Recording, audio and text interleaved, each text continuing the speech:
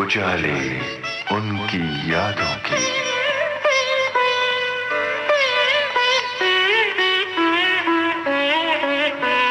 उजाले उनकी यादों की।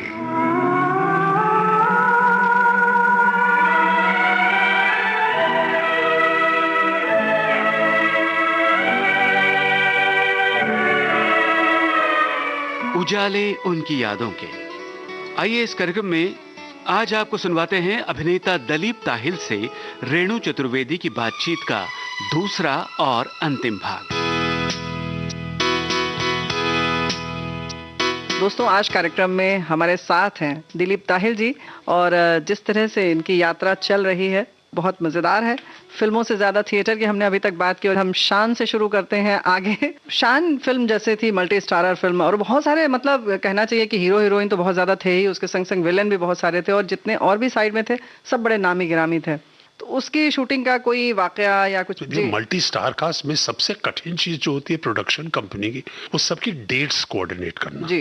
क्योंकि ऐसा ना हो कि आपको बच्चन साहब की डेट मिल गई तो इसकी भी सबकी डेट्स चाहिए आप। बहुत मुश्किल बहुत मुश्किल होता है। और ये एक कला है फिल्म इंडस्ट्री में कि आप सबकी डेट्स इकट्ठे कर ले, जो कहीं किसी भी फिल्म इंडस्ट्री में ये लोग नहीं कर पाते, क्योंकि वहां से डेट लेते हैं तो एक साल पहले ले लेते। छोटा सा एक किस्सा सुनाऊंगा आपको। हमारे चार में जो हम थे, जो शाकाल के गैंग में थे, एक साहब थे सुधीर बगू जी, बहुत ही कमाल के आर्टिस्ट, कमाल के आदमी थे। 3-3 महीने की हमारी बुकिंग होती थी कि आप तो हैं ही वहां पर, आप वहीं रहेंगे फिल्म सिटी में, और हम बहुत खुशी से रहते थे। एक दिन सुधीर बगू जी ने रमेश सिप्पी साहब को कहा कि सर, मुझे एक फीचर फिल्म मिल गई है, आप प्लीज मुझे आप 8-10 दिन के लिए छोड़ दीजिए आप मुझे, ताकि मैं वो फिल्म करके फिर मैं वापस आ जाऊंगा आपके पास जी। तो ये खबर उन्होंने अभी रमेश सिप्पी साहब को डायरेक्टली तो नहीं बोला, लेकिन प्रोडक्शन कंपनी में बोला। उनके जो असिस्टेंट्स हैं जो शेड्यूलिंग करते हैं, तो उनसे जाके कहा यार मुझे दे दे यार, 8 दिन चाहिए मुझे। तो उनने जाके रमेश सिप्पी साहब को कह दिया। रमेश सिप्पी साहब श्योर, 8 दिन क्या, तुम 2 महीने के लिए चले जाओ। पहले उन्हें मगरमच्छ को खिला दिया उन्होंने।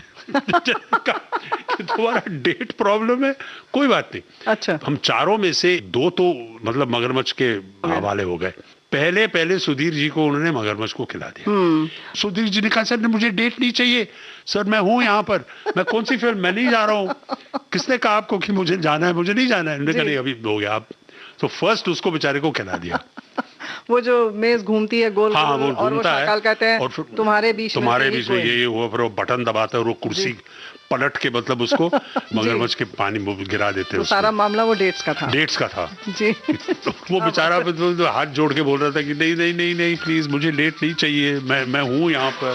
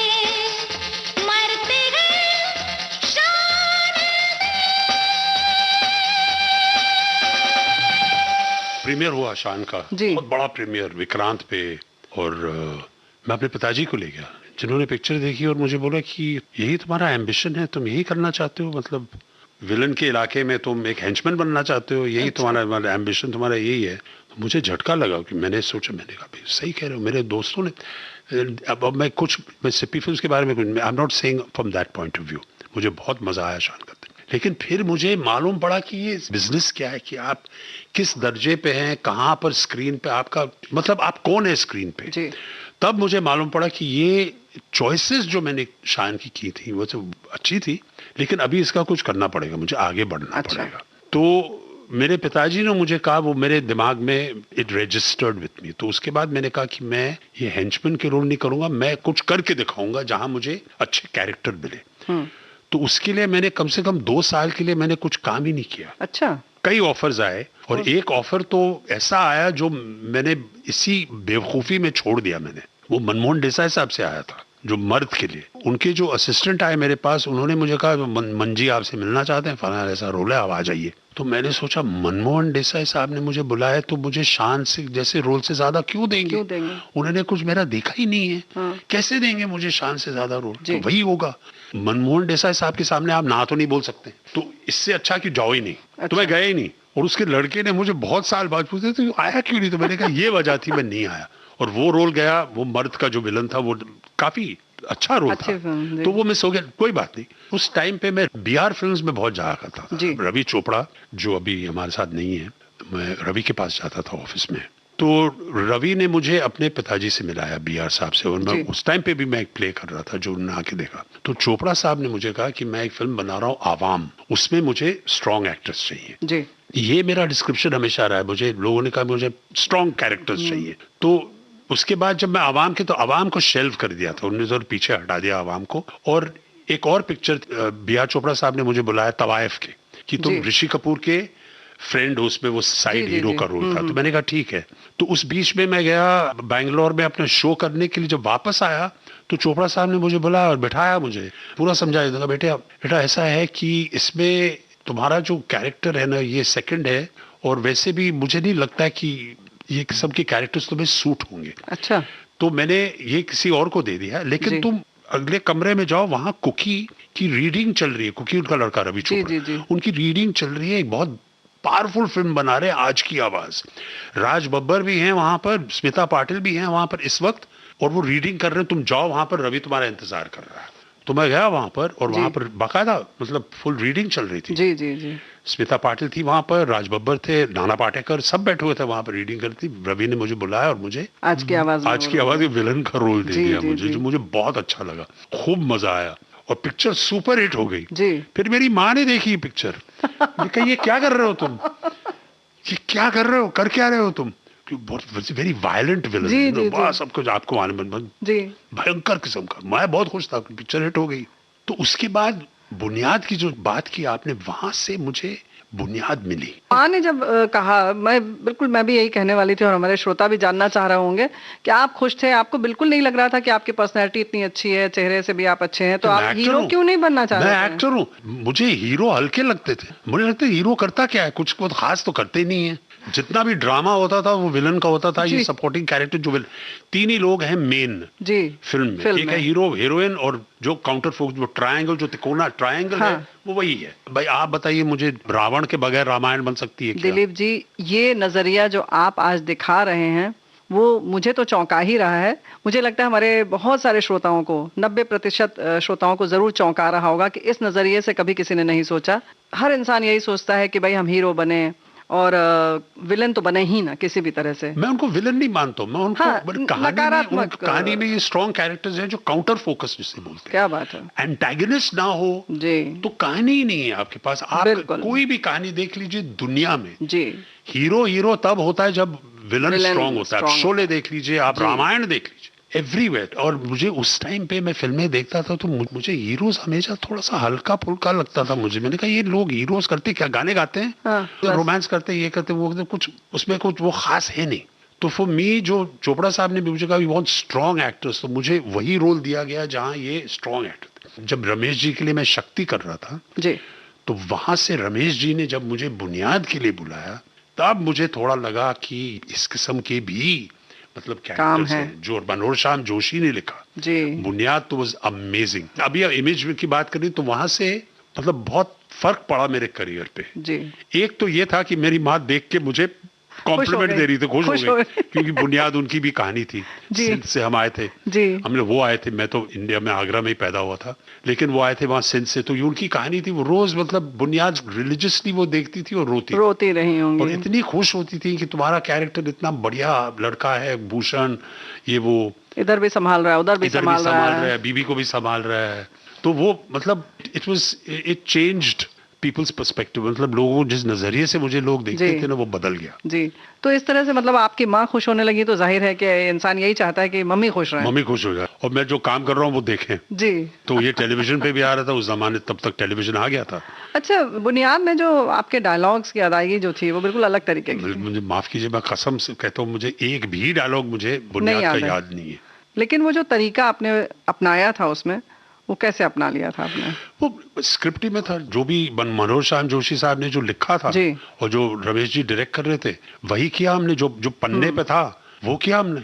हाँ, मैंने वो- ऐसा कुछ कैरेक्टर क्रिएट नहीं किया। जी जी जी। वो कपड़े मुझे पहनाए, वहां पर उस कैरेक्टर के बारे में समझाया कि ये पार्टीशन से, मतलब ये हवेली राम के जो लड़के हैं, जो बच्चे आते हैं वहां से, भूषण का ये है, बाकी इनका ये है, इनका वो है, और मेरा बैकग्राउंड ही था वहां से। मतलब ये कहानी मेरे घर की थी, घर कहना की चाहिए, बहुत जुड़ी हुई बहुत थी। नजदीक थी मेरे मेरे जी। लाइफ की, मेरे माँ बाप की। तो मुझे बहुत गर्व हुआ, it's a matter of pride for me जी। कि मेरे पेरेंट्स मुझे इसमें देख रहे हैं, जिसमें मैं विलन नहीं हूँ। जी।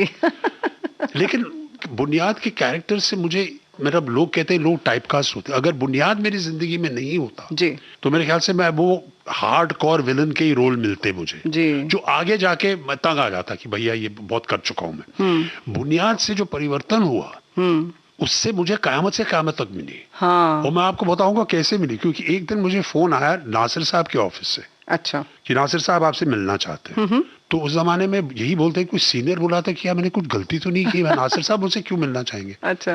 खैर नासिर साहब के ऑफिस में चला गया। उस टाइम में नासिर साहब का ऑफिस जो था वो महबूब स्टूडियो के ठीक सामने हुआ करता था। जी। तो उनके ऑफिस में गया मैं, नासिर साहब ने बिठाया, बहुत बड़ा मेज रखते थे वो नासिर साहब। अच्छा। और मुझे आगे बिठाया, साइड पे 3 लोग बैठे थे। एक गोरा सा, रेड रेड चीक्स, बहुत ही मतलब चेरेबिक जैसे बैठा था, एक लड़की बैठी थी और एक लड़का था, बैठे थे कोने में।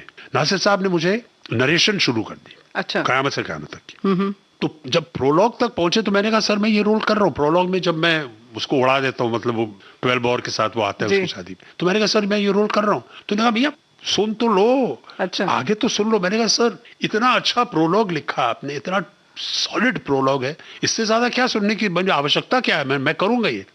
पूरी फिल्म सुनाई, पूरी नरेशन दी मुझे और फिर मैंने पूछा नासिर साहब से, मैंने कहा सर इसके हीरो कौन है। तो उन्होंने कहा वो बैठे हुए हैं आमिर खान। अच्छा। और आमिर था वहां पर, और अभी तो आमिर मानता नहीं है, लेकिन जैसे स्कूल में हम हैंड्स अप हाथ नहीं उठाते थे, जी। प्रेजेंट मैम, हाँ। आमिर ने अपना हाथ उठाया फिर जल्द से नीचे कर दिया। तो उन्होंने कहा वो कर रहे हैं, वो है हीरो हमारे आमिर हैं, इनको हम इस फिल्म में इनका हीरो ये करेंगे। और वो मेरे लड़के हैं वहां पर, मंसूर वो डायरेक्टर है, उनकी बहन बैठी थी नुसरत, 3 बैठे थे।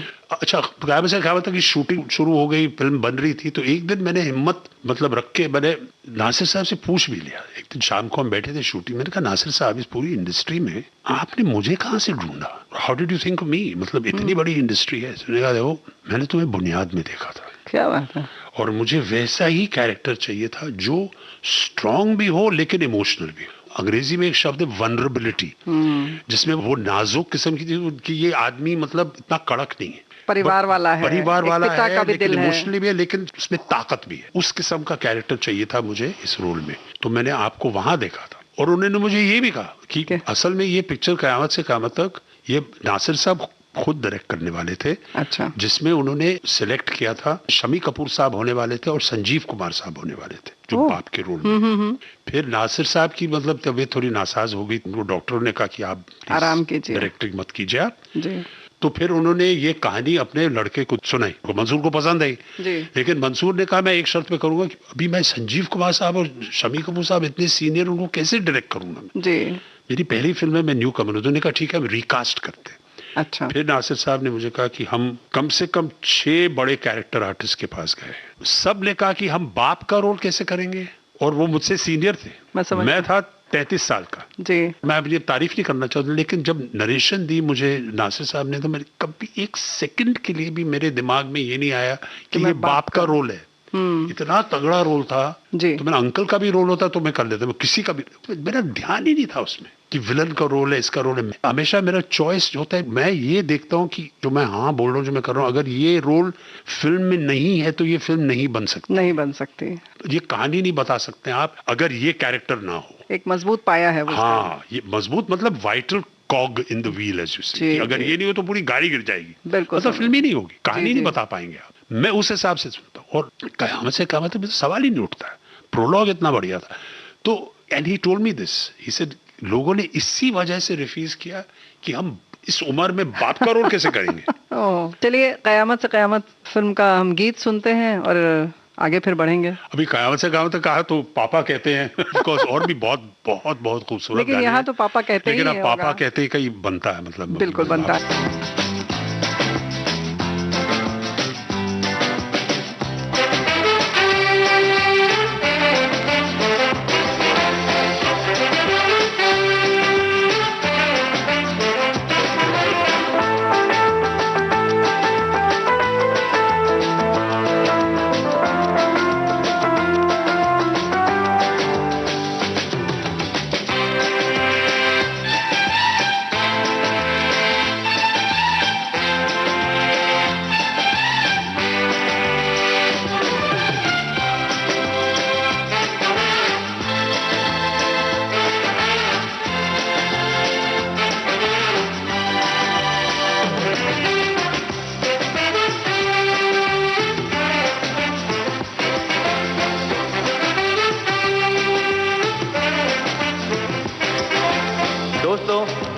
आज कॉलेज का आखिरी दिन है और आने वाली जिंदगी के लिए सभी ने कुछ न कुछ सोच रखा है,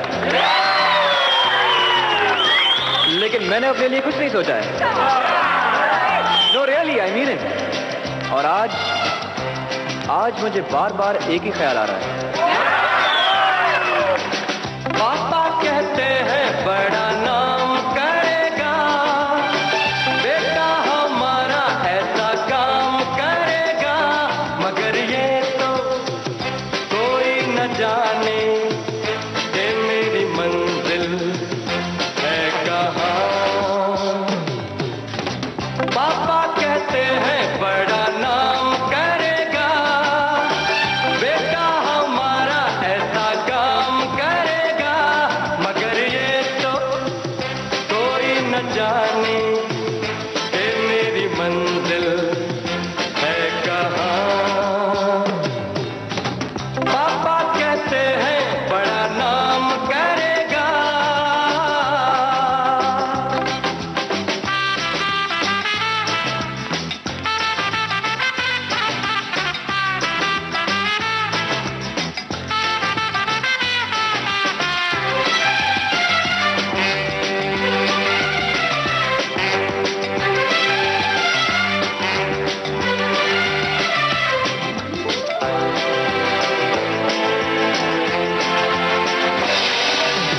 बैठी हैं मिलके सब यार अपने, सबके दिलों में अरमा ये है।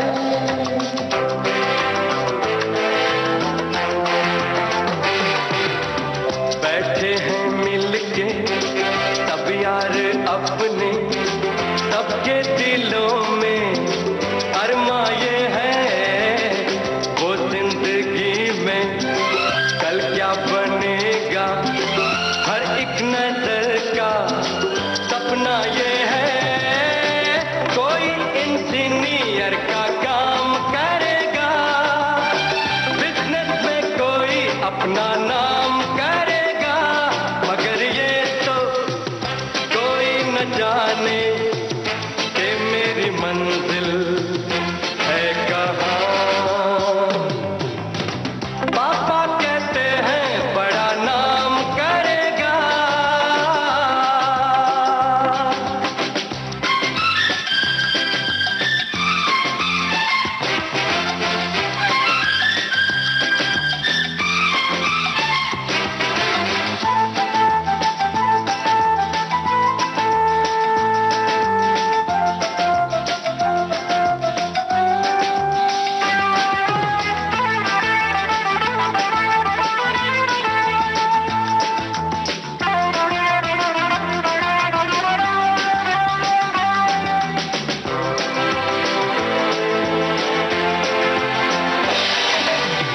मेरा तो सपना है एक चेहरा, देखे जो उसको झूमे बाहर।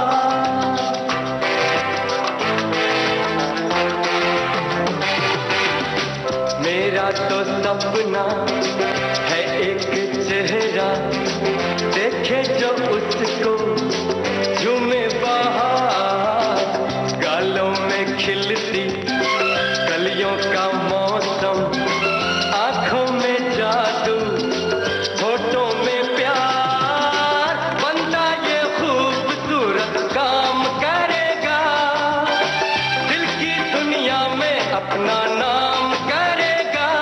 मेरी नजर से देखो तो यारो कि मेरी मंजिल है कहाँ। पापा कहते हैं बड़ा नाम करेगा।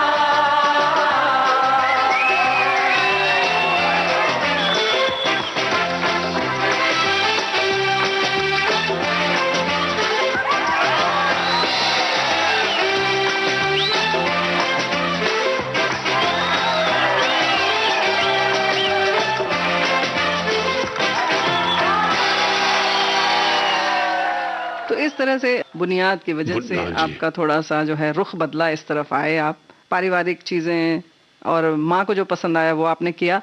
फिर कयामत से कयामत तक फिल्म मिल गई, तो उसको देखकर क्या रिएक्शन था आपके माता पिता का? फैंटास्टिक। वो मैं कयामत से कयामत तक तो पेरेंट्स ने बाद में देखी, लेकिन बहुत पसंद आई उन्हें। गाने इतने खूबसूरत थे पूरी थी। मेरे पिताजी को ये लगने लगा कि हाँ अभी लड़का थोड़ा सा मतलब वो अच्छे किस्म के किरदार हैं जो जो निभा रहे हैं, अच्छा है ये। और एक मैं आपको इंसिडेंट बताऊंगा कयामत से कयामत तक कि मैं उस टाइम पे जब उसकी रिलीज के 2-3 हफ्ते बाद हम पाइकारा फॉल्स में त्रिदेव की शूटिंग कर रहे थे राजीव राय के साथ। जी। अब उनके जो पिताजी हैं गुलशन राय जी, वो तो हिंदुस्तान के सबसे बड़े डिस्ट्रीब्यूटर प्रोड्यूसर रहा करते थे। तो हम पाइकारा फॉल्स में हमारा सेट लगा हुआ था, तो वहां पर जैकी श्रॉफ भी था, सनी देओल, सारे मतलब विलन गैंग, ये वो, माधुरी दीक्षित सब थी वहां पर।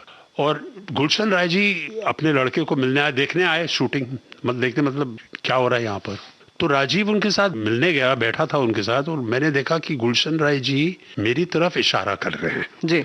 पीछे देखा, मैंने कहा मुझे तो नहीं बुला रहे होंगे, किसी और को बनने थे, लेकिन नहीं उसको। गुलशन राय जी ने मुझे पूरे यूनिट में से मुझे बुलाया, बिठाया और कहा बेटा तुम्हारी पिक्चर सबसे बड़ी हिट है। तो मैं ब्लैंक हो गया, मैं उसको पूछने ही वाला था कि कौन सी पिक्चर। तो उनने मेरे एक्सप्रेशन से उनको मालूम पड़ रहा है कयामत से कयामत तक सबसे बड़ी हिट है।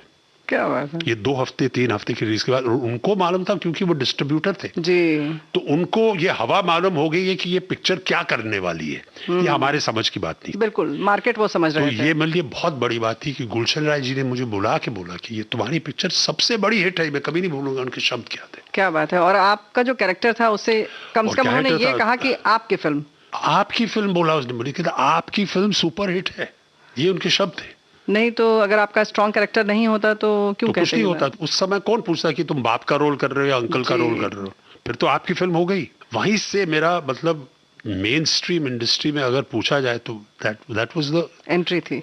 Kick off point. जी किक ऑफ। उसके बाद मेरी पहचान हो गई। बिल्कुल। बुनियाद में भी हुई थी। वो बुनियाद Endorsement और हम होता लोग है। जैसे जो धारावाहिक थे वो अपनी अलग जगह रखते थे, लेकिन जो बॉलीवुड है वो एक अलग मकाम है। स्क्रीन पे करना उस जमाने में तो सिंगल 70 स्क्रीन का mm जो होता हाँ था। 70 mm 70 mm भी होता था, और वहाँ उस जमाने में मतलब 25 हफ्ते के बाद पिक्चर को सिल्वर जुबली मतलब कहलाते थे। ये सिल्वर जुबली पिक्चर है।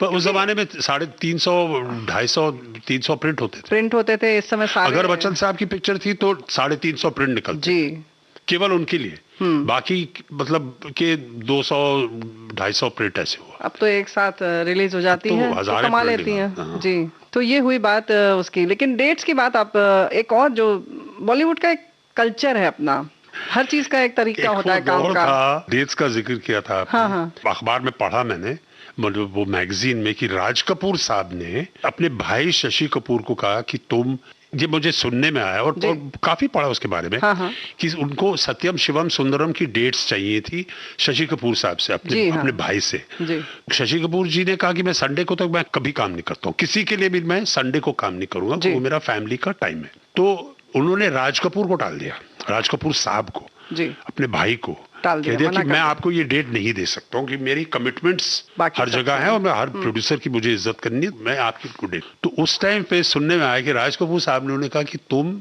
टैक्सी हो। अच्छा उनको टैक्सी कहला है। हकीकत ये है कि हम सब टैक्सी थे उस जमाने में, क्योंकि 3-3, 4-4 घंटे के लिए हम सेट्स पे जाते थे। जी। कभी कभी एक दिन मिठुन चक्रवर्ती के साथ मैं कम से कम 4-5 फिल्में कर रहा था। तो एक सेट से दूसरे सेट्स में हम अपनी अपनी गाड़ी में, लेकिन उसी सेट पे जाते लगता ही नहीं था कि फिल्म बदल गई है। ओ हाँ, सिर्फ कॉस्ट्यूम बदलता था, कास्ट वही है, साथ में। कास्ट वही था, सब इकट्ठे जाते थे वहां से। ये 3 शिफ्ट का मामला चल गया था। जी। तो एक प्रोड्यूसर थे जो मिठुन दा को साइन करने, उनका भी मैं उनको साइन करना है मुझे। तो मैंने ऐसे ही कहा उनको, मैंने कहा मतलब 4-5 फिल्में कर रहा हूँ मिठुन के साथ, वो तुम्हें 2 साल के लिए डेट नहीं दे पाएगा। तो कहा इसलिए तो मैं साइन कर रहा हूँ उसको। अच्छा। अगर वो कल मुझे डेट देता तो ये तो बेकार हीरो है। अच्छा। हाँ, मतलब बिजी नहीं है तो मैं क्यों साइन करूंगा। बिजी है इसका मतलब वो सफल है, सक्सेसफुल है। बिल्कुल, उसके पास मतलब इतना काम है कि वो मुझे 2 साल के लिए डेट नहीं दे सकते। और वैसे ही डेट्स होते थे, वो कहते उनको पूरा दिन नहीं चाहिए था। अच्छा। हमारे साथ भी कैरेक्टर एक्टर्स के भी साथ भी कहते सर अबे आप 2 महीने के बाद 3 घंटे दे दीजिए, अच्छा, हम साइन कर लेंगे आपको। ये मामला होता। हर आर्टिस्ट जो था वहां पर, जो मतलब काम कर रहे थे, जो एस्टैब्लिश थे और जिनको काम मिल रहा था, 3-3 शिफ्ट कर रहे थे। और 3-3 शिफ्ट और 20-25 फिल्में थी हाथ में साल भर के लिए। उसमें से अगर 15 फ्लॉप हो गई तो कोई दिक्कत नहीं है। अच्छा। एक चल जाए तो वापस आपके पास 10 फिल्में और आ जाती थी। तो वो माहौल था 80s में, जो मतलब यही चल रहा था।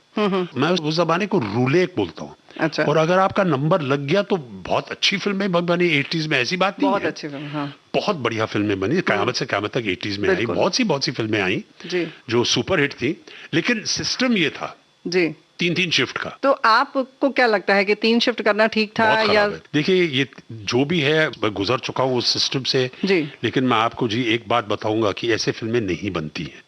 ये फिल्म बनाने का तरीका नहीं है। और इसलिए इतनी बुरी कुछ ऐसी फिल्में बनी, ऑब्वियसली मैं उनका नाम नहीं लेना चाहूंगा, इतनी बुरी थी कि वो पूरा 80s का जो जमाना था अच्छा भी था, लेकिन it one of the most baffling periods in the history of Indian films. जी।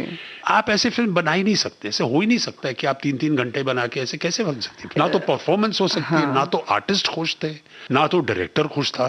मतलब ऐसा कोई इंसान नहीं था। पैसे सब कमा रहे थे लेकिन कोई भी खुश नहीं था। जहां देखो कह रहे क्या यार फंस गया हूं, ये कैसे बनेगी, क्या होगा। राइटर्स का तो दिमाग घूम गया था। हर 2 मिनट के बाद कुछ लिख के यहाँ जाओ, इस सेट पे, जितनी भी सब कर रहे थे लेकिन खुश कोई नहीं था। जैसे कि फिर आपको याद आया होगा कि चोपड़ा साहब का जमाना हो, चाहे सिप्पी साहब, बैठ के इत्मीनान से बातें करना, और वो पारिवारिक माहौल फिल्म बनाते समय भी जी ऐसा सुनने में आता है कि उस जमाने में भी ऐसे डायरेक्टर्स जैसे ये अपने बैनर्स थे, जैसे बीआर फिल्म्स, सिप्पी फिल्म्स, लेकिन वो फिल्म बना नहीं पा रहे थे। हाँ, लेकिन क्योंकि उनको डेट्स ही नहीं मिल रही थी अपने हीरोज की। अगर आप अभी किसी भी पॉपुलर हीरो के पास जाएं कि मुझे यार 2 महीने चाहिए या 15 दिन चाहिए, वो तो मुमकिन ही नहीं है। वो आपको लाइन में खड़ा कर देगा। तो कई ऐसे बड़े बैनर्स थे जिनकी मतलब पहले 80s की बिगिनिंग में जिन्होंने फिल्में बनाई, बड़ी फिल्में बनाई, वो तो काम ही नहीं कर रहे थे ना।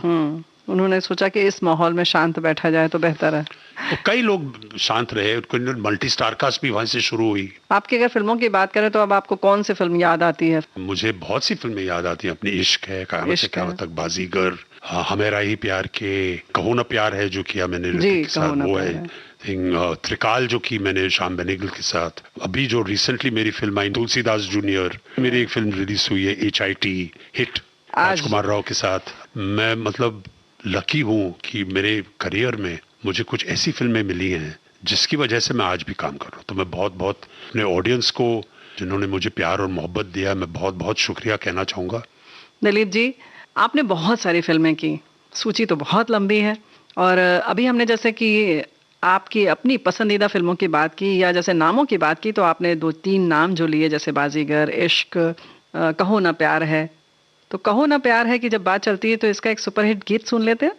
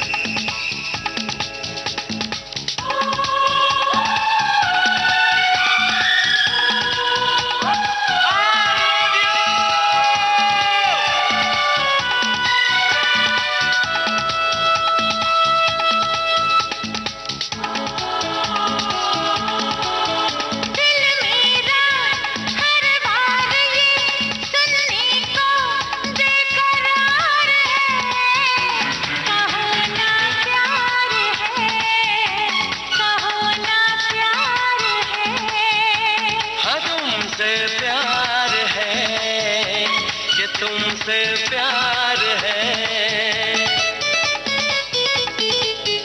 इन प्यारी बातों में अनजाना इकरार है। कहो ना प्यार है, कहो ना प्यार है। कहा ना प्यार है, कहा ना प्यार है।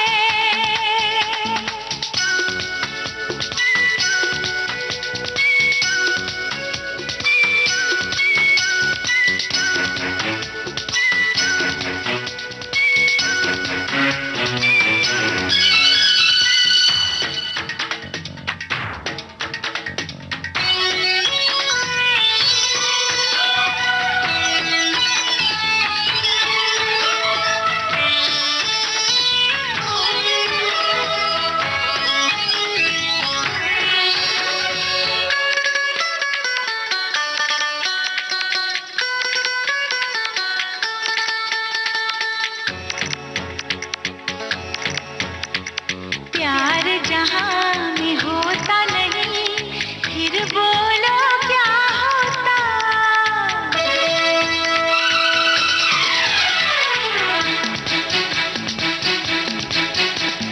प्यार जहां में होता नहीं, फिर बोलो क्या होता। दुनिया में दिल कोई कभी न धड़का होता। धड़का है दिल आ यार मिल, ये प्यार का इजहार है। कहो ना प्यार है, कहो ना प्यार है। कहा ना प्यार है, कहा ना प्यार है।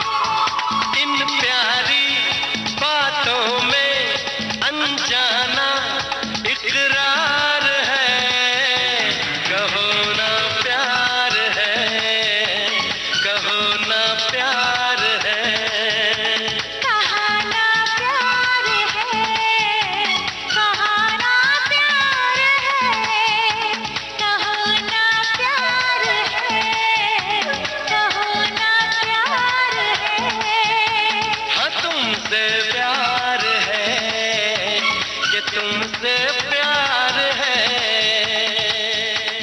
एक बात ये बताइए, किस तरीके के डायरेक्टर्स आपको ज्यादा अच्छे लगते हैं? किनके साथ काम करना आपको ज्यादा अच्छा लगता है? सभी के साथ, मतलब ये बहुत मुश्किल है कहना, स्टाइल सबके अलग होते हैं, सबका तरीका अलग होता फिर है। भी किसका तरीका आपको सबसे अच्छा लगता है? वो 3 शिफ्ट के सिस्टम में क्या हो गया था कि जब आप सेट पे आते थे तो सब बना जैसे एरोप्लेन का रनवे नहीं होता है कि आप इस मार्ग से उस मार्ग पे जाएंगे, उस मार्ग पे आप ये कहेंगे, पूरा चौक से पूरा बताया, जमीन पे पूरा लिखा, मतलब कट टू कट क्या करने वाले हैं जी। अगर आपने कहा कि नहीं सर मुझे लग रहा है कि इसमें मुझे ये करना चाहिए, तो नहीं प्लीज, हीरो 2 घंटे के लिए आ रहे हैं, आप जो आपको है वो आप करिए और जाइए, इससे ज्यादा समय नहीं है। ये सब आपका मोटिवेशन की बात आप घर पे रखिए। अच्छा, मुझे वो डायरेक्टर पसंद है जो जिनके साथ काम किए, जो भट्ट साहब का स्टाइल है, ये महेश भट्ट का। जी। अगर आप वो सीन कर रहे हैं जैसे हमें राई में है, और अर्थ भी की मैंने उनके साथ, तो वो और बाकी भी ऐसे कुछ डायरेक्टर्स हैं, लेकिन भट्ट साहब का तो विशेषकर उनका ये स्टाइल है कि वो कमरे में, ये कमरा के, ये आपका स्पेस है, हाँ। ये आपका सीन है, अब आप सीन कीजिए, मैं कैमरा सेट करूंगा जहां आप जा रहे हैं। अच्छा, तो ये लिबर्टी देते हैं आर्टिस्ट को मूवमेंट कैसे की करना और चाहते हैं। एक्सप्रेस करने की। कि अगर आप सोचते कि मुझे इसमें यहाँ पे वहां जाके बैठना है, तो उसका मैं तुम्हें फॉलो करूंगा, तुम परफॉर्म करो, सीन परफॉर्म करो मेरे लिए। तो नेचुरली मुझे वैसे ही डायरेक्टर पसंद है। छूट मिल जाती है, पूरी छूट मिल जाती है, और मजा थोड़ा आता सा है काम टाइम करने मिलता है का। अपने आप को एक्सप्रेस करने का। और ये धारावाहिक में अभी जो OTT आया है ना जी।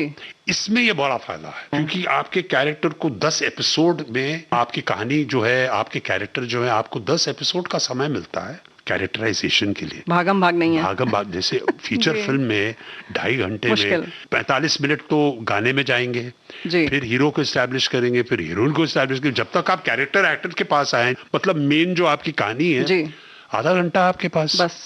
अभी OTT का सक्सेस और ऑडियंस के लिए अच्छा है, क्योंकि हर कैरेक्टर की जो बारीकियां हैं, जो डिटेलिंग है, वो आप 10 एपिसोड के ऊपर आप दिखा सकते हैं। और डायरेक्टर को भी अच्छा लगता है कि कुछ ऐसे ऐसे सीन्स हैं जो आप डाल सकते हैं। ऑडियंस कहती है कि हाँ अभी ये कैरेक्टर हमें समझ में आ रहा है। डायलॉग की बात नहीं है, जी, वो सीन्स मिलते हैं, सीन्स मिलते हैं, और हर कैरेक्टर को कुछ दिखाने का मौका मिलता है। दिखाने का मौका मिलता है। और स्क्रीन प्ले आपकी मदद करती है, क्योंकि स्क्रीन प्ले में समय है। एक जमाना होता था जो वहाँ फिल्मों में बड़ी डायलॉग बाजी होती थी, हाँ। क्योंकि समय नहीं होता था, जी बताना पड़ता था पब्लिक को पूरी, मतलब कथा जो है, एक लंबे डायलॉग में बता दीजिए। जी। अभी वो जो लंबा डायलॉग है ना, वो 2 लाइन हो गया, बाकी आप स्क्रीन पे दिखाइए, देखिए। आपके पास 10 एपिसोड है। जी, बहुत फर्क हो गया है। बहुत फर्क हो। तो दिलीप ताहिल जी, अगर आप बात करें कि फिल्म अगर आप देखते थे जब पहले, तो कौन से हीरो से आप प्रभावित थे? मेरा सबसे फर्स्ट हीरो था मनोज कुमार साहब, जिसकी फिल्म शहीद देखी थी मैंने। वाह। वो भी फिल्म मैंने देखी थी, वहां पर अपना जो डिफेंस कंटोनमेंट एरिया होता था, वहां जी। पर डिफेंस सिनेमा हुआ करता था। जी। हम बच्चे थे, वो मैदान की उस तरफ जाके मैंने शहीद देखी, मनोज कुमार साहब की, बहुत पसंद आई मुझे। और मैं यही अपनी जिंदगी में सोचता कि मैं भी पेट्रियट बनूंगा अपने देश के लिए। क्या गाने थे उसमें, और बहुत ही बढ़िया फिल्म थी। तो वहां से फिर मैं थोड़ा सा देव साहब की फिल्में में देखता, देवानंद साहब की, राज कपूर साहब की। फिर वहां से थोड़ा डिस्टेंस हो गया। उसके बाद जो फिल्में आई, जो ज्यादा रोमांटिक फिल्में आनी शुरू जी हुई, जी जी। वो उम्र भी थी 17 18 इयर्स की, जो थोड़ा रफ टफ थे। हम कहते यार ये क्या है, गाने वाने क्यों गाते हैं? अच्छा। वो समझ में नहीं आता। गाने बहुत अच्छे थे, जी। लेकिन स्क्रीन पे जब हीरो गाना शुरू करता था, कहते यार ये क्या है यार, ये क्यों कर रहा है यार, क्या आवश्यकता है यार गाने की। तो इसलिए जब बच्चन साहब का एरा आया, जब रफ टफ हीरो था, मारपीट था, हीरो कर रहा है, सब मारे पिटाई कर, तब कहा हाँ यार ये करेक्ट हीरो है। एंग्री यंग मैन तो हमारी तो जर्नी वहां से शुरू हुई जी, कि यार अभी हाँ यार अभी कुछ हो रहा है स्क्रीन पे। दिलीप जी, लेकिन यहाँ पर हम आपको रोकना चाहते हैं। जैसे आपने कहा कि टीन एज थी आपकी, और आपको लगता था गाना, हाँ गाना सुनने में अच्छा लगता था, लेकिन स्क्रीन पर नहीं मजा आता था, लगता था क्या चल रहा है। तो सुनने में कौन सा वाला गाना अच्छा लगता था, और स्क्रीन पर? अरे इतने गाने कहाँ। कौन सा? चलो मैंने शहीद की बात की है, तो रंग दे बसंती।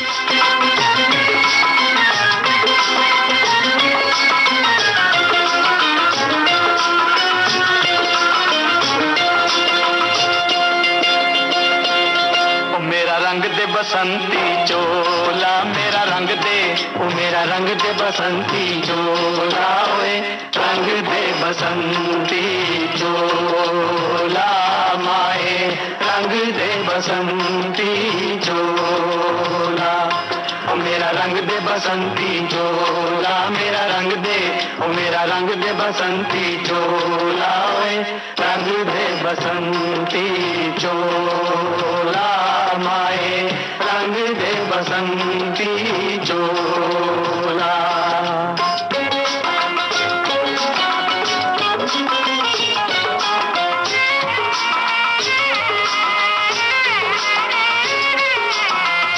हम निकले इस देश की खातिर बस इतना अरमान है, हम निकले इस देश की खातिर बस इतना अरमान है, एक बार इस राह में मरना 100 जन्मों के समान है। देख के वीरों की कुर्बानी, देख के वीरों की कुर्बानी, अपना दिल भी बोला मेरा रंग दे बसंती चोला, ओ मेरा रंग दे बसंती चोला, मेरा रंग दे, ओ मेरा रंग दे बसंती चोला, ओए रंग दे बसंती चोला, माए रंग दे बसंती चोला।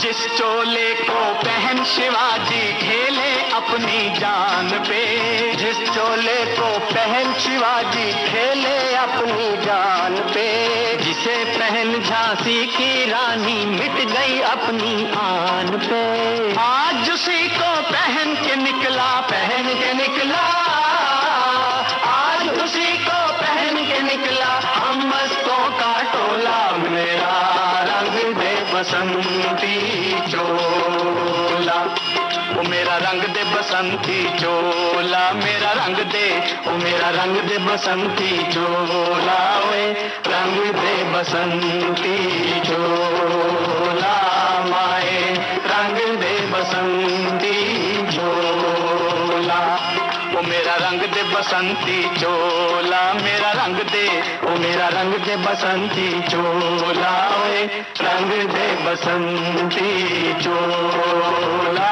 माए रंग दे बसंती। आज के बच्चे जो आना चाहते हैं उनके बारे में आप कुछ बोलेंगे? मतलब जो एक्टिंग आते हैं उनको मैं इनकरेज ही करता हूँ जी कि जरूर कीजिए, लेकिन ये प्रश्न पूछना अपने आप से बहुत जरूरी है।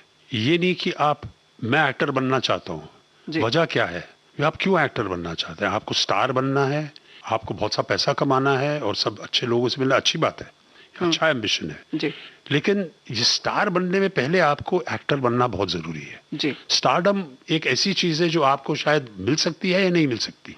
हो सकता है कि आपके तकदीर में ये हो कि आप बहुत बड़े स्टार बन जाएं, लेकिन पहले आपको एक्टर बनना है। उसके लिए आपको जो संघर्ष है उसमें जो आपको तपस्या, जो मतलब आपको ट्रेनिंग लेनी चाहिए, जो डेडिकेशन और कमिटमेंट है, वो बहुत जरूरी है समझना कि सर आप एक्टर बनने आए हैं जी। और एक्टर भी बनने में ये होना चाहिए कि आपको ये इसका पैशन है जी। ये है कि आपके दिल में होना चाहिए कि अगर मैं ये नहीं करूंगा मेरा जीवन जो है, मेरी जिंदगी जो है वो अधूरी रह जाएगी, ये मुझे अपने लिए चाहिए ही चाहिए। और मैं जब भी मुझसे कोई पूछता है तो मैं कहता हूं भैया पहले थिएटर में जाओ जी। वो इसलिए कि वो एक्टर का लाइफ ब्लड होता है, वो आपका जड़, आपका बहुत बुनियाद जो आपकी होगी बहुत सॉलिड होगी, और थिएटर में ही आपको मौका मिलेगा to express yourself genuinely as an actor जी। लेकिन मैं देखता हूँ जितने भी स्कूल्स हैं सब कहते हैं कि हमें टेलीविजन पे जाना है, टेलीविजन भी नहीं सीधा फिल्मों में आना है।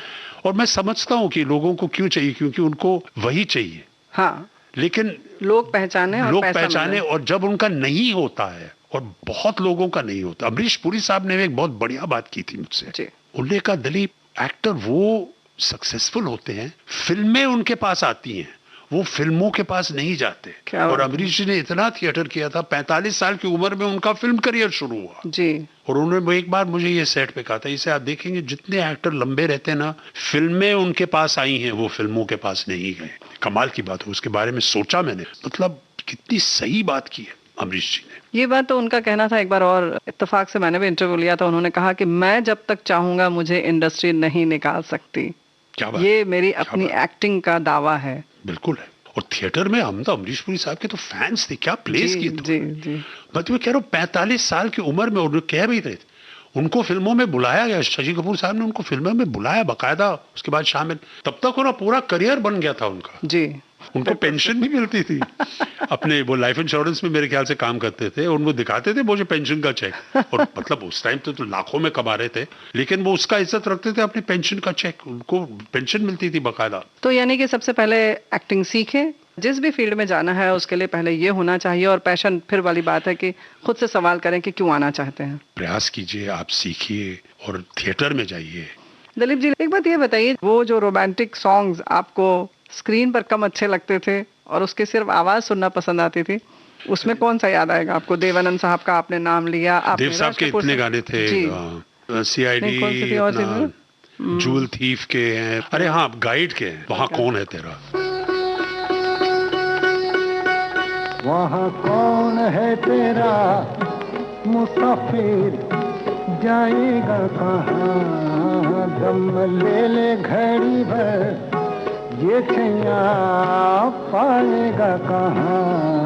वहाँ कौन है तेरा मुसाफिर, जाएगा कहाँ, वहाँ कौन है तेरा।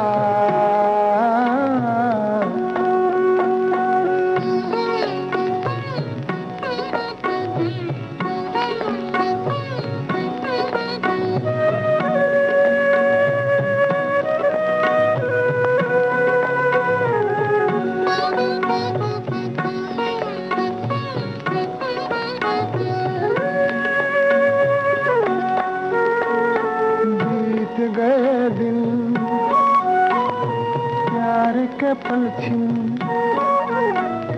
सपना बनी वो रातें, भूल गए वो तू भी भूला दे, प्यार की वो मुलाकातें, प्यार की वो मुलाकातें, सब दूर अंधेरा, सब दूर अंधेरा, मुसाफिर जाएगा कहाँ, दम ले ले, दम ले ले, दम ले ले घड़ी भर, ये छैया पाएगा कहाँ, वहाँ कौन है तेरा।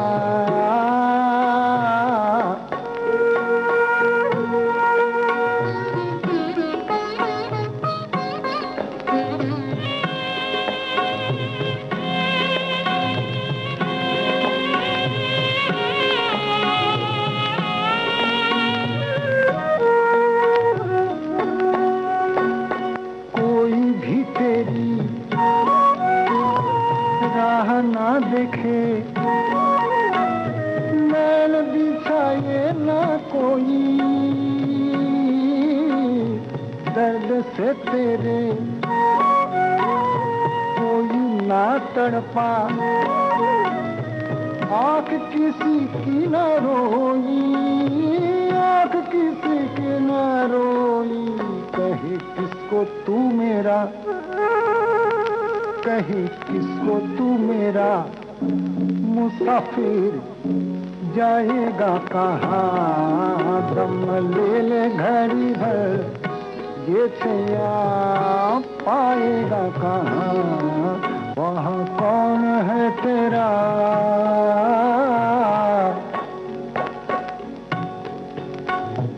ओ मुसाफिर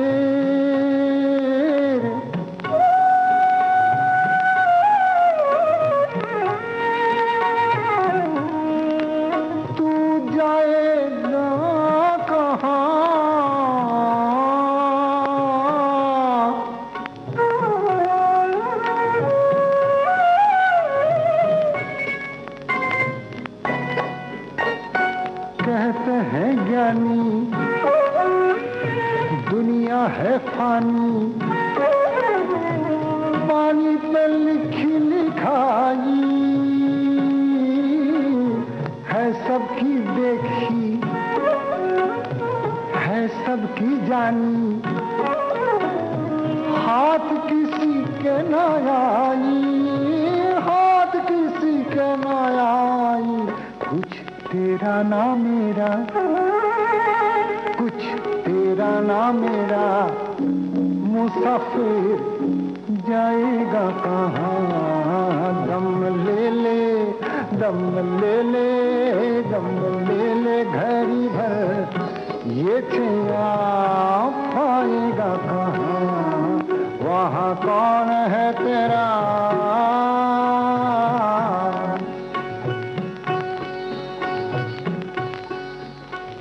आवाज आपकी बहुत अच्छी है दिलीप साहब। बहुत बहुत धन्यवाद।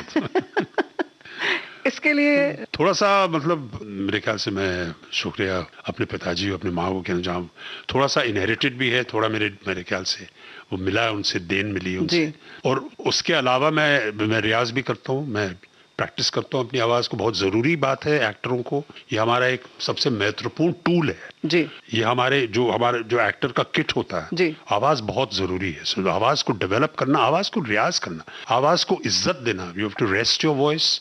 नींद अच्छी आनी चाहिए आपको। अभी जब मैं इंटरव्यू में आ रहा हूँ तो मैं अपने हारमोनियम पे पूरा रियाज करके आया हूँ। मैं रोज कोशिश करता हूँ, मैंने होता नहीं है, लेकिन एक कम से कम 15-20 मिनट आधा घंटा हारमोनियम पे सरगम की तैयारी करता हूँ, उसमें करता हूँ। और वो बहुत जरूरी है क्योंकि एक्टर के पास हमारे एक्सप्रेशन के लिए आवाज ही तो है जी। जो हम कॉस्ट्यूम पहनते हैं, जो आवाज पहनते हैं, यही तो खेल है। और क्या खाने पीने में भी कुछ आप ख्याल रखते हैं? खाने पीने में मेरा ये कहना है कि, और मैं ये मानता भी हूँ अपने करियर में, अगर आप अपने आप को प्रोफेशनल एक्टर कहते हैं और कहलाते हैं कि मैं प्रोफेशनल एक्टर हूँ, तो ये आपकी जिम्मेदारी है कि आप फिट रहें। जो लोग आपको जिस चीज का पैसा दे रहे हैं, जिसकी आप कमाई कर रहे हैं, जिसकी आपकी रोजी रोटी है, वो आप अपने आप को बिल्कुल फिट रखें, आप डिलीवर कर पाए। ये एक सेल्फ डिसिप्लिन है।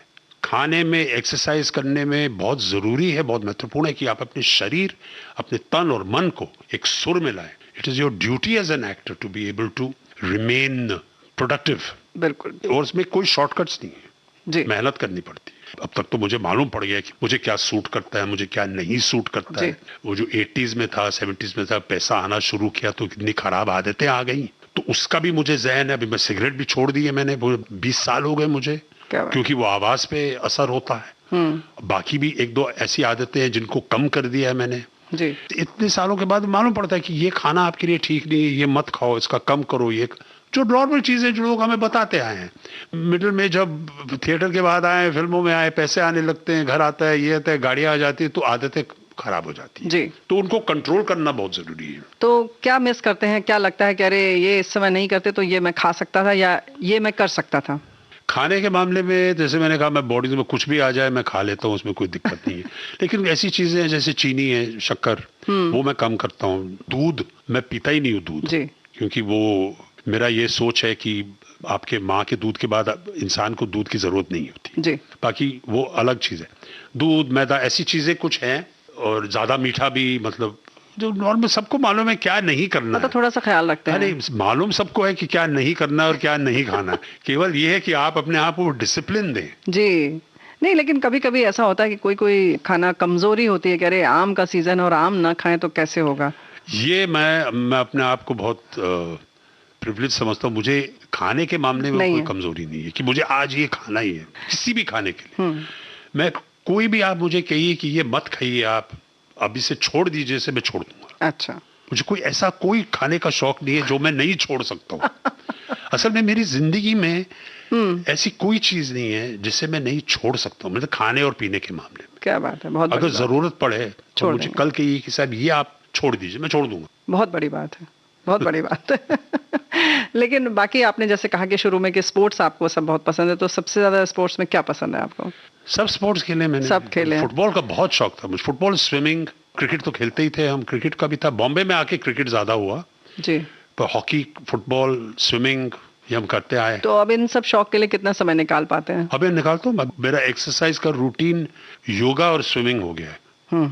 बाकी सब मतलब अभी समय नहीं है, मतलब वो टाइम नहीं रहा। जब जाके फुटबॉल खेलें तो कुछ टूट गया तो फिर आप काम पे नहीं जा पाएंगे। जी जी बिल्कुल। तो ये प्रोफेशनल रिस्पॉन्सिबिलिटी होती है। अभी मुझे शौक है, हाँ मैं जाके फुटबॉल खेलूं, कुछ हाथ पांव को टूट गया अभी इस उम्र में, फुटबॉल जाके खेलो तो कल आप काम पे नहीं जाएंगे। बिल्कुल सही बात है। ये आपकी प्रोफेशनल जिम्मेदारी है कि आप वो मत कीजिए जो आपको फिट रखें। हाँ फिट रखो जी। तो है, योगा करता हूँ, स्विमिंग करता हूँ। योगा और स्विमिंग वो चेहरे पर दिख रहा है आपके। Thank you so much, thank you so much. किसी चीज में मैं रेगुलर नहीं हूँ। अच्छा। मैं किसी भी चीज में, मैं ये नहीं कहता हूँ कि मैं रोज करूंगा 25 साल के लिए मैं यही करते हूँ। मैं हमेशा चेंज करते रहता हूँ क्योंकि मेरा इंटरेस्ट है कि मैं मिक्स एंड मैच, कभी कभी ये हो, कभी योगा, कभी जिम में भी जाता हूँ। तो हमेशा मैंने अपने इंटरेस्ट पॉइंट ऑफ व्यू से मैं मिक्स एंड मैच करता हूँ। ऐसा कुछ नहीं है कि मुझे रोज करना ही है। अच्छा, एक बात है कि जैसे अब आप लोग जैसे पॉपुलर हो जाते हैं तो आप कहीं निकले, भीड़ पीछे लग जाती है, ये कब शुरू हुआ और कब लगा कि अरे वाह? बहुत पहले से शुरू हुआ और पहले से भी दिमाग खराब हो गया, तो कितना हो पहले से भी जाता हुआ। अब इस उम्र तो मैं कहता, लोग आते मुझे कहते यार ये मोबाइल फोन आने के बाद आपको दिक्कत नहीं होती, इतने फोटो लेते हैं लोग, इतने बाद भीड़ पर लग जाती है। तो मैंने कहा भैया अच्छा हुआ फोटो लेते, अगर फोटो नहीं लेते हो तो मैं कहता भैया मैं गलत प्रोफेशन में आ गया हूँ, ये क्या मतलब फोटो ही नहीं ले रहा है कोई। तो it's okay, it's part and parcel of the job. अब मैं ये सोचता हूँ कि देखो, अगर मुझ में ये मजाल है कि मैं लोगों के घर में आ जाऊं, उनके टीवी पे, उनके ये पे, उनको थिएटर में बुला के पैसे दे के वो मुझे देखते हैं, तो जब मैं बाहर आता हूँ तो उनका पूरा अधिकार है मेरे पास आने का और कहना साहब आपकी फिल्म देखी है हमने, क्या बात है? आपका काम हमें पसंद है, एक तस्वीर दे दीजिए। मेरा सौभाग्य है कि लोग मेरे पास आते हैं और पूछते कहते हैं भैया आपका काम हमें पसंद आया, कि आपने मुझे यहाँ बुलाया इंटरव्यू पे विविध भारती पे, तो this is an honour for me. तो ये भी कंट्रोल करना पड़ता है। जब मुझे मालूम है कि मैं पब्लिक प्लेस में जा रहा हूँ तो मैं अपने मेंटली मैं तैयार हो जाता हूँ कि लोग अभी तस्वीरें मांगेंगे, तो उसी मेंटालिटी में मैं ये नहीं सोचता हूँ कि मैं पब्लिक में जा रहा हूँ यार मेरा फोटो मत लो, ये मत करो, वो मत करो, वो मुझ में नहीं है। या तो बाहर मत जाओ ना, बिल्कुल, क्या जरूरत है, घर पे बैठो। अगर आपको किसी दिन कहीं नहीं जाना है, आपका मूड ऐसा है कि आप कह रहे हैं मुझे इस फंक्शन में नहीं जाना है, तो मत जाओ। लेकिन अगर आप बाहर निकलते हो, you should respect the audience. क्या बात है, बहुत बड़ी बात है, क्योंकि कलाकारों को हम भी रिस्पेक्ट देते हैं, तो दोनों तरफ से होना चाहिए। रिस्पेक्ट आप इसलिए आप दे रहे हैं क्योंकि मेरा काम आपको पसंद आया, मेरा काम आपको पसंद है, I am very grateful for that, क्योंकि उसी वजह से तो आज भी काम कर रहा हूँ। बहुत बड़ी बात है। वैसे काम तो आपने बहुत किया, लेकिन अभी भी कोई ऐसा सपना है जो लगता है कि ये छूट रहा है, ये होना चाहिए? अब मैं बस गाने के चक्कर में, आप गवाइए मत मुझसे, लेकिन प्लीज मैं आपके इंटरव्यू के जरिए मुझे ऐसे रोल चाहिए जिसमें मैं एक दो गाने मिल जाए मुझे, तो मैं बहुत खुश हूँगा। क्या बात है। तो चलिए, हमारी ढेर सारी शुभकामनाएं और हमें हमारे जो श्रोता, thank you very much, thank you so much. Thank you Dalip ji कि आप आए और आपने इतना समय दिया और बहुत अच्छी अच्छी बातें अपने बारे में सब बताई। बहुत खुशी हुई मुझे, थैंक यू वेरी मच।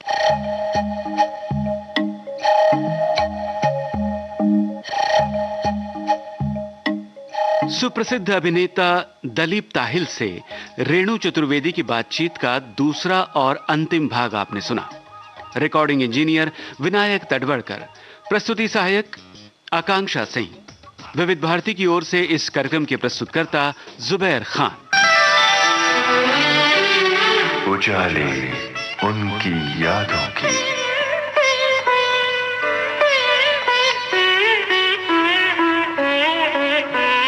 उजाले उनकी यादों की।